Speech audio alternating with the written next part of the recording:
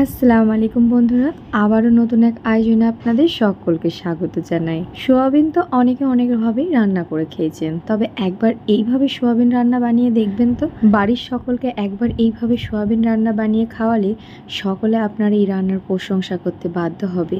এইভাবে সোয়াবিন রান্না করলে মাছ, মাংস, ডিম কোনো কিছুরই প্রয়োজন পড়বে না। তাহলে চলুন দেখে নিই দুর্দান্ত স্বাদের এই সোয়াবিন রান্নাটি আমি কিভাবে বানাবো। তার জন্য প্রথমে এখানে দেখুন গরম পানি বসিয়ে নিয়েছি। যখন পানিটা একটু গরম হয়ে গেছে তখন এখানে আমি পুরো 1 প্যাকেট সোয়াবিন অ্যাড করে নিচ্ছি। এখানে সোয়াবিনটাকে খুব ভালো মতো সিদ্ধ করে নেব। সোয়াবিনটা সিদ্ধ করলে রান্নার সময়টাও খুব কম লাগে, খুব কম সময়ের মধ্যে ঝটপট সোয়াবিন রান্নাটা বানিয়ে নেওয়া যায়। এখানে সোয়াবিনটাকে খুব ভালো মতো সিদ্ধ করে নিয়েছি, আর সোয়াবিনগুলো দেখুন সাইজেও বেশ বেড়ে ডবল হয়ে গেছে। তো এই পর্যায়ে সোয়াবিনটাকে নামিয়ে আমি ভালোভাবে ছেঁকে নেব এবং সোয়াবিনটাকে একটু নর্মাল পানি দিয়ে 2 থেকে 3 বার ভালো মতো ধুয়ে নেব। অপরদিকে একটা বাউলের মধ্যে 3 চা চামচ পরিমাণে পানি ঝরানো টক দই অ্যাড করে নিচ্ছি। তারই সাথে এখানে 1/2 চা চামচ দিয়েছি হলুদ গুঁড়ো, 1 চা চামচ দিয়েছি কাশ্মীরি রেড চিলি পাউডার, এখানে 1 চা চামচ ধনে গুঁড়ো, তারই সাথে এখানে 1 চা চামচ দিয়ে দিচ্ছি জিরের গুঁড়ো।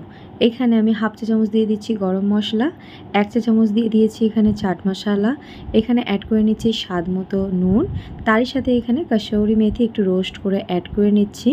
এখানে আদা রসুনের পেস্ট দিয়ে দিচ্ছি 2 চা চামচ পরিমাণে। সব কিছুকে একটু খুব ভালো মতো মিশিয়ে নেব।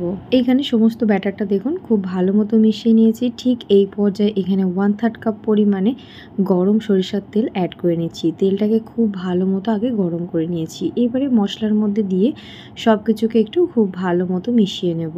এতে করে কিন্তু রান্নার ফ্লেভারটা অসম্ভব মজার লাগবে।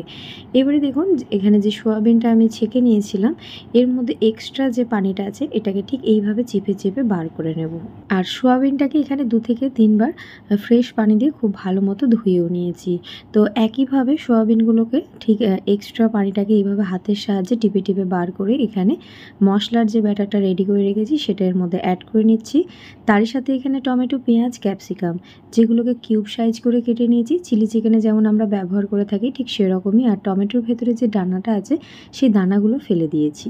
এবার মশলার সাথে সমস্ত উপকরণগুলোকে খুব ভালোভাবে মিশিয়ে নেব। এইভাবে একবার সোয়াবিনকে রান্না করে দেখুন, কথা দিচ্ছি বাড়ির সকলেই সোয়াবিন রান্না খাওয়ার পর ফ্যান হয়ে যাবে। যে সোয়াবিন খেতে পছন্দ করে না সে তো আঙুল চেটে খাবে, আর যারা তো সোয়াবিন খেতে পছন্দ করেন তাদের কাছে তো এটা বেস্ট রেসিপি মনে হবে সোয়াবিনের।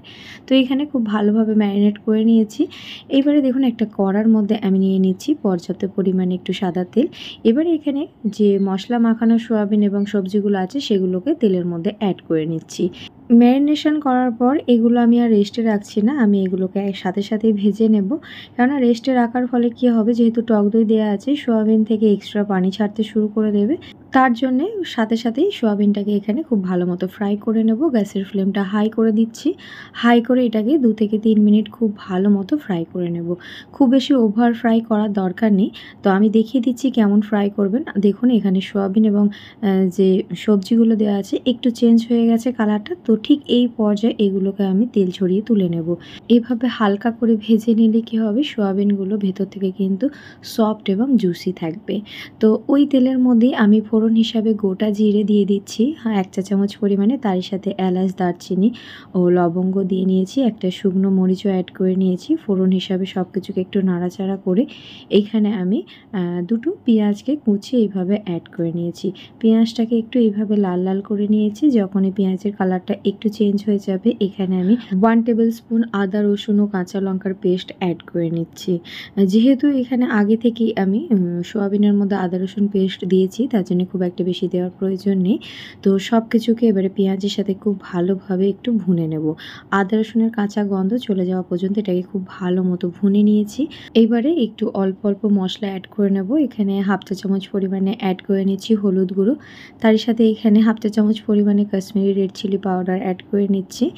তারই সাথে এখানে ধনে গুঁড়ো, জিরে গুঁড়ো সবই 1/2 চা চামচ পরিমাণে অ্যাড করে নেব। যেহেতু সোয়াবিনের মধ্যে আগে থেকেই মশলা দেওয়া আছে তো এখানে খুব বেশি মশলা দেওয়ার প্রয়োজন নেই। এখানে স্বাদ মতো লবণ ও 1 চা চামচ পরিমাণে চিনি অ্যাড করে মশলাটাকে একটু ভালো মতো কষিয়ে নেব। এখানে মশলাটা কষাতে কষাতে মাঝ বরাবর এটাকে একটুখানি ফাঁকা করে এখানে 1 চা চামচ পরিমাণে আমি বেসন অ্যাড করে নিচ্ছি। এতে করে কিন্তু এই রান্নার টেস্টটা দ্বিগুণ বেড়ে যাবে। বেসনটাকে দিয়ে মশলার সাথে খুব ভালো মতো রোস্ট করে নেব। মশলাটা এখানে খুব ভালো মতো কষিয়ে নিয়েছি। এবারে একটা টমেটো পেস্ট এখানে অ্যাড করে নিচ্ছি, আর গ্রাইন্ডারের জারে সামান্য একটু পানি দিয়ে ধুয়ে নিয়ে এর মধ্যে অ্যাড করে নিয়েছি। এবারে সব কিছুকে খুব ভালো মতো আবারও কষিয়ে নেব। এখানে টমেটোর কাঁচা গন্ধ চলে যাওয়া পর্যন্ত এই মশলাটাকে খুব ভালো মতো কষিয়ে নিতে হবে। মশলা যত ভালোভাবে কষাবেন রান্নার টেস্টটা কিন্তু দুর্দান্ত স্বাদ আসবে। তো এখানে দেখুন যেটা আমি অ্যাড করব সেটা হচ্ছে 1 টেবিল স্পুন কিচেন কিং মশলা। এতে করে কিন্তু এই রান্নার ফ্লেভারটা অসম্ভব মজার খেতে লাগবে। হাতের কাছে যদি থাকে তো অ্যাড করবেন, তা নাহলে পুরোপুরি স্কিপ করে দেবেন। আর তারই সাথে এখানে 1 চা চামচ পরিমাণে গরম মশলা অ্যাড করে নিচ্ছি। এবারে সব কিছুকে খুব ভালো মতো কষিয়ে নেব। খুব ভালো মতো এখানে যখন কষানো হয়ে গেছে দেখুন তেলও ছাড়তে শুরু করে দিয়েছে মশলা থেকে। ঠিক এই সময় সমস্ত ভেজে রাখা উপকরণগুলো এর মধ্যে অ্যাড করে নিচ্ছি। এবারে মশলার সাথে সমস্ত কিছুকে খুব ভালো মতো একটু কষিয়ে নেব। 2 থেকে 3 মিনিট একটু ভালো মতো কষিয়ে নিতে হবে। এখানে সোয়াবিন যেহেতু আগে থেকে খুব ভালো মতো সিদ্ধ করা আছে তার জন্যে কুক হতেও বেশি সময় লাগবে না। তো এখানে মশলাটাকে কষাতে দেখবেন একটু ধার থেকে তেল ছাড়তে শুরু করে দেবে।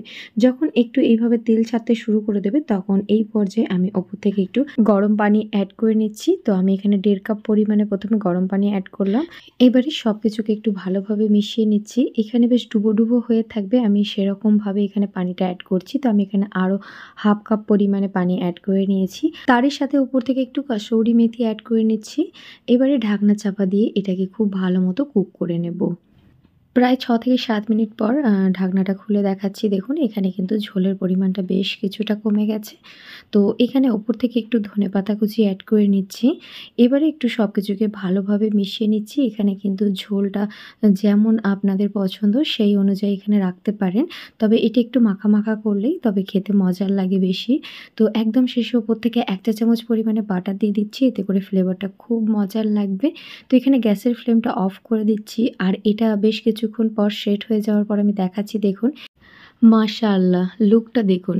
দেখতেই এতটা লোভনীয় হয়েছে তাহলে ভেবে দেখুন খেতে কতটা মজার হয়েছে।